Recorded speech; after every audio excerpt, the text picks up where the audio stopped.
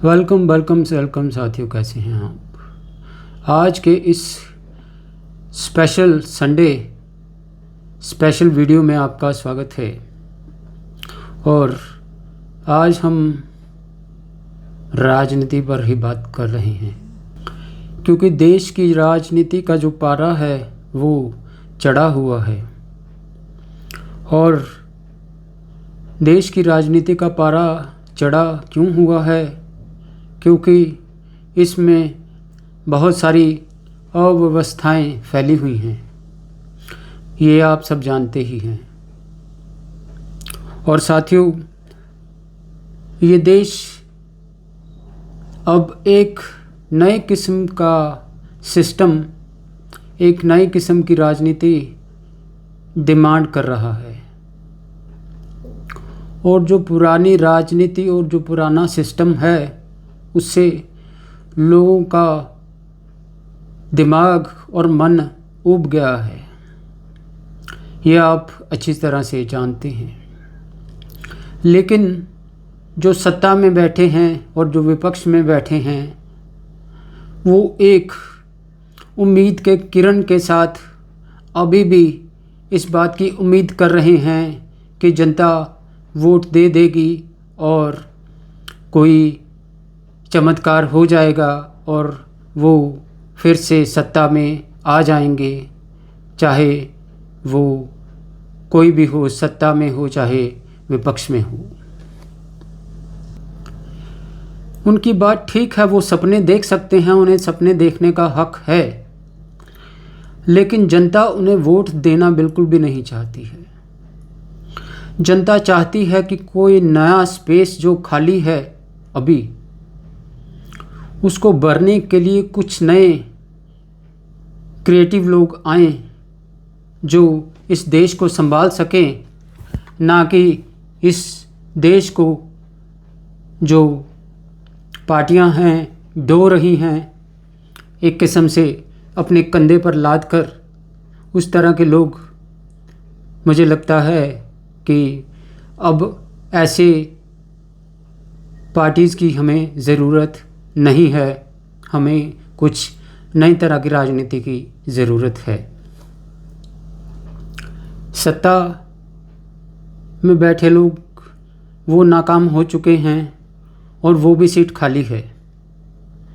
जो चाहे थोड़ा सा दो पैसे की अक्ल लगाएगा तो वो सीट को हासिल कर सकता है, बशर्ते कि वो थोड़ी सी अक्ल लगाए। उसके अलावा साथियों, जब अच्छा हमको सत्ता में अगर हमको लोग चाहिए अच्छे, तो जाहिर सी बात है कि हमें विपक्ष में भी अच्छे लोग चाहिए। सिर्फ इसलिए कि हम सरकार अच्छी बना लें और विपक्ष अच्छा ना बनाएं तो ये काम अधूरा होगा। और काम पूरा तभी होगा जब सत्ता में बैठे लोग भी अच्छे हों और विपक्ष में बैठे लोग भी अच्छे हों। और जो अभी सत्ता में बैठे हैं और जो विपक्ष में बैठे हैं, उनकी एक ही ताकत है, वो है हू हल्ला करने की ताकत। जो टीवी चैनलों पर डिबेट के नाम पर हू हल्ला ये लोग करते हैं और इससे सिर्फ माहौल बनाया जाता है इनके पक्ष में कि हाँ, ये पार्टियां हैं। और अगर एक दिन के लिए गोदी मीडिया माहौल बनाना बंद कर दे तो इन पार्टियों को कोई पूछने वाला भी नहीं होगा कि आप कौन हैं। कभी ये लोग पाकिस्तान पे आ जाते हैं, फिर ये हिंदू पे आ जाएंगे, फिर ये मुसलमान पे आ जाएंगे, फिर गाय पे आएंगे, फिर कुछ तो फिर कुछ। और जनता को मेंटली ये समझा दिया गया है कि देखिए, दो ही पार्टियां हैं, इनको ही आपको वोट देना है, जहाँ ए है और जहाँ बी पार्टी है, दोनों में से किसी एक को आप चुन लीजिए और ये ही आपका भविष्य तय करेगी। और फिर आम जनता का क्या भविष्य तय किया जा रहा है, आप पिछले चंद सालों में और पिछले 70 सालों में जो भविष्य आम जनता का तय किया गया है, आपने देखा है और समझा भी होगा। साथियों, फिर अभी आते हैं हम बात करने कॉकरोच जनता पार्टी की। साथियों, कॉकरोच जनता पार्टी से लग ऐसे रहा है कि लोग इसके साथ जुड़ेंगे, क्योंकि ये एक नया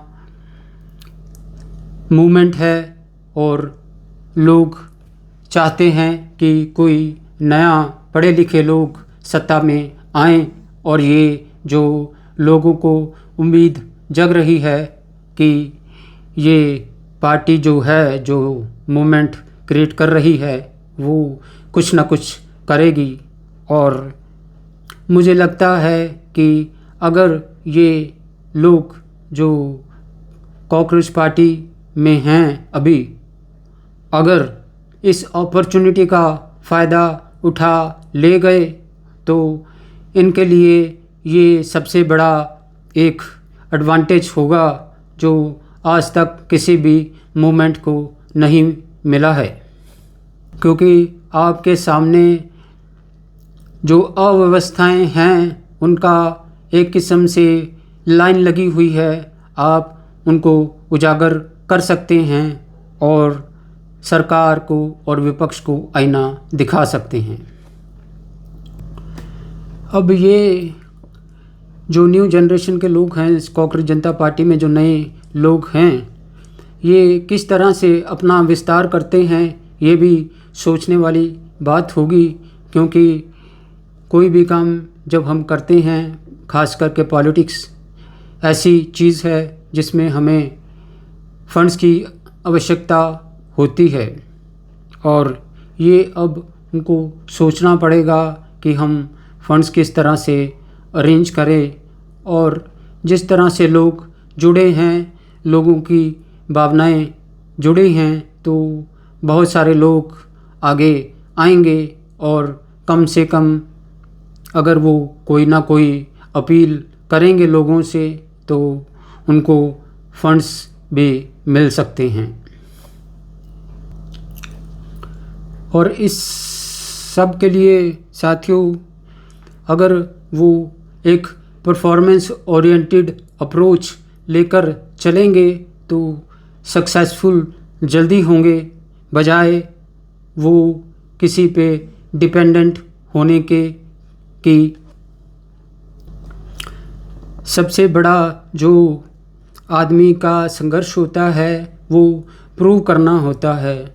और सबसे पहले जो प्रूव करना होता है वो अपने आप को प्रूव करना होता है, उसके बाद किसी और को प्रूव करना होता है कि हम ये काम कर सकते हैं या नहीं कर सकते हैं।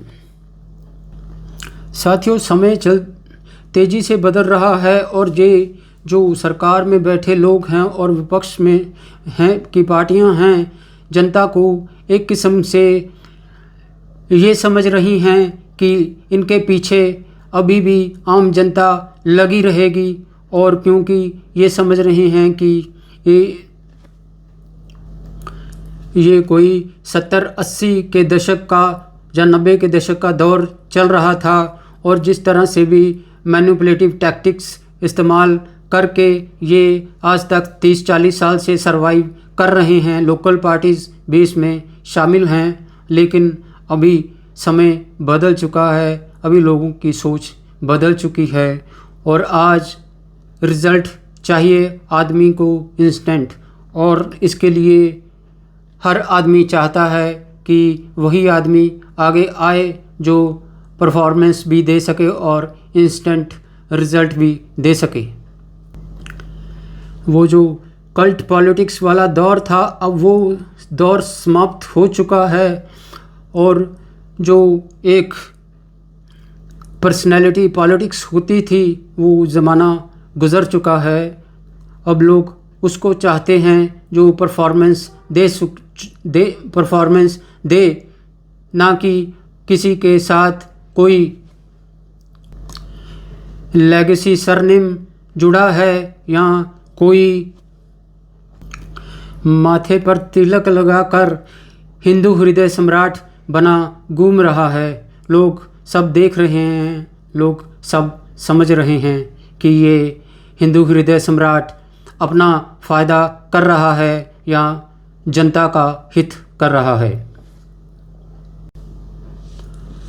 साथियों, इस देश में बहुत सारे युवा बेरोज़गार हैं जिन्हें काम की ज़रूरत है, और मुझे नहीं लगता कि अगर युवा पॉलिटिक्स में आएंगे तो इससे बढ़िया कुछ होगा, क्योंकि ये जो स्पेस है अब इसको भरने के लिए हमें अच्छे लोगों की ज़रूरत है। और मैं जो पढ़े लिखे युवा हैं उनसे अपील करूँगा कि वो पॉलिटिक्स में आने का विचार करें और एक संगठन बनाएं और आगे क्या करना है उस पर विचार करें।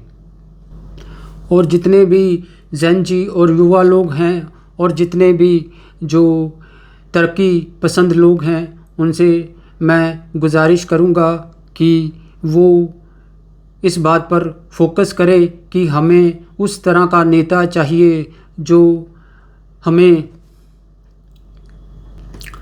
देश को चलाने के लिए जो नए नए आइडियाज़ दे, और जिसके पास देश को चलाने के नए आइडियाज़ हों वो ही इस देश को संभाल सकता है। क्योंकि देश की जो हालत है आप देख ही रहे हैं किस तरफ जा रही है, और विदेशों में जाकर कॉरपोरेट की गुलामी करनी, जहाँ हिंदुस्तान में रहकर कॉरपोरेट की गुलामी करनी कब तक करोगे?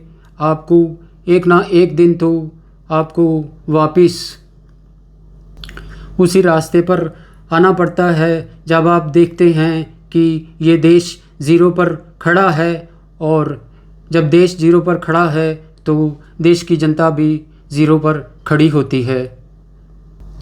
साथियों, आज संडे की बातचीत में जो आखिरी बात मैं करने वाला हूँ वो जो गोदी मीडिया और यूट्यूबर मीडिया में जो देश और पॉलिटिक्स का एनालिसिस करते हैं उनके बारे में मैं कुछ कहना चाहता हूँ। साथियों, जितने भी यूट्यूबर मीडिया में लोग हैं वो अल्टीमेटली गोदी मीडिया से ही आए हैं, चाहे वो अखबार से हो, चाहे वो टीवी चैनल से हों या किसी और माध्यम से हो। तो उनका जो थॉट प्रोसेस है, जो पॉलिटिक्स और पॉलिटिशियंस को एनालिसिस करने का, वो एक सेम माइंडसेट है जो उन्हें